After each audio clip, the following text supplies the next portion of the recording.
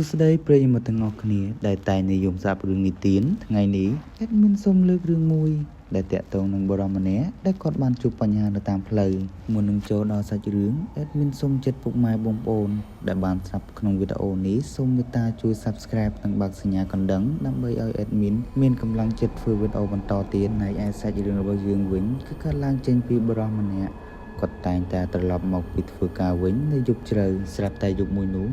បុរសនោះក៏បានជួបនឹងស្ត្រីចំណាស់ម្នាក់អង្គុយយំនៅតាមផ្លូវចំណែកឯបុរសម្នាក់នោះក៏បានសួរទៅស្ត្រីចំណាស់នោះថាតើអ្នកមីងមានបញ្ហាអ្វីមែនទេបានជាអង្គុយយំនៅតាមផ្លូវបែបនេះចំណែកឯស្ត្រីចំណាស់នោះក៏បានតបវិញភ្លាមថាគាត់បានបាត់សោផ្ទះគាត់មិនហ៊ានដើរទៅវិញយប់ម្នាក់ឯងនោះទេព្រោះវាយប់ជ្រៅណាស់ទៅហើយក្រោយពីឮស្ត្រីម្នាក់នោះនិយាយហើយបុរសម្នាក់នោះក៏បានកាត់សេចក្តីអាណិតបុរសម្នាក់នោះក៏ហៅស្ត្រីម្នាក់នោះដើម្បីទៅស្នាក់អាស្រ័យនៅក្នុងផ្ទះរបស់គាត់មួយសន្ទុះក្រោយមកបុរសនិងស្ត្រីចំណាស់នោះក៏បានទៅដល់ផ្ទះគាត់ក៏បានឲ្យស្ត្រីចំណាស់នោះចូលមកអង្គុយនៅលើសាឡុងនៅក្នុងផ្ទះឯបុរសត្រូវជាម្ចាស់ផ្ទះក៏បានសួរគាត់តើអ្នកមីងចង់ពិសាទឹកដែរឬទេស្ត្រីម្នាក់នោះក៏បានឆ្លើយថាយល់ព្រមរីឯបុរសម្នាក់នោះក៏បានដើរចូលទៅផ្ទះបាយដើម្បីទៅយកទឹកឲ្យស្ត្រីចំណាស់ម្នាក់នោះមិនបានប៉ុន្មានសម្លេងចម្លែកក៏ស្រាប់តែស្រែកចេញពីបន្ទប់ទទួលភ្ញៀវដែលស្ត្រីចំណាស់ម្នាក់នោះកំពុងតែអង្គុយស្នាក់អាស្រ័យនៅទីនោះផងដែរពេលបុរសនោះឮហើយក៏បានស្ទុះស្ទារត់មកបន្ទប់ទទួលភ្ញៀវដែលស្ត្រីម្នាក់នោះបាននៅគាត់ក៏បានសួរទៅស្ត្រីម្នាក់នោះថាតែអ្នកមីងមានបញ្ហាអ្វីមែនដែរឬទេ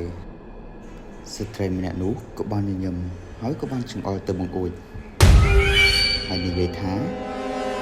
តើអ្នកបានឃើញអ្វីនៅមុខបង្អួចដែរឬទេរីឯបុរសជាម្ចាស់ផ្ទះក៏បានសម្លឹងទៅមុខបង្អួចដោយស្ថានភាពសម្លឹងទៅយឺតប៉ុន្តែគាត់ងាកទៅដល់បើជាមិនឃើញអ្វីសោះបុរសនោះក៏បាននិយាយប្រាប់ទៅគាត់វិញថាខ្ញុំមិនបានឃើញអ្វីទេតែអ្នកមីង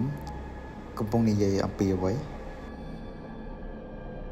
ស្ត្រីម្នាក់នោះក៏បានញញឹមម្ដងទៀតហើយនិយាយថាអ្នកនឹងឃើញវានៅឆាប់នេះស្រាប់តែរំពេចនោះភ្លើងក៏បានដាច់រីឯបន្ទប់ក៏ចាប់ផ្ដើមងឹតបុរសម្នាក់នោះក៏បានឮសំឡេងស្ត្រីចំណាស់នោះដកដង្ហើមធ្ងន់នៅក្នុងភាពងឹតនៅក្នុងបន្ទប់គាត់មានអារម្មណ៍ថាស្ត្រីម្នាក់នោះកាន់តែខិតចិត្តគាត់ទៅហើយបុរសម្នាក់នោះក៏បានព្យាយាមរើចេញប៉ុន្តែគាត់ហាក់ដូចជាមានអ្វីមួយចាប់គាត់ឲ្យជាប់នៅនឹងកន្លែងមិនបានប៉ុន្មានផងបុរសម្នាក់នោះក៏មានអារម្មណ៍ថាដៃដែលមានកញ្ចក់វែងបានមកប៉ះស្មារបស់គាត់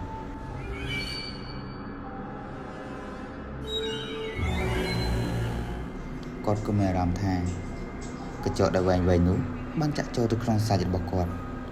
ក៏បានស្រែកដោយការឈឺចាប់ប៉ុន្តែគាត់ប្រឹងសាយយ៉ាងណាក៏ដោយក៏គ្មានអ្នកណាអាចលីគាត់បានទេ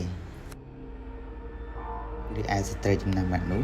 ក៏បានខ្សឹបដាក់ត្រចៀកគាត់ថាខ្ញុំនៅទីនេះនៅដើម្បីយកអ្នករីឯបុរសជាម្ចាស់ផ្ទះ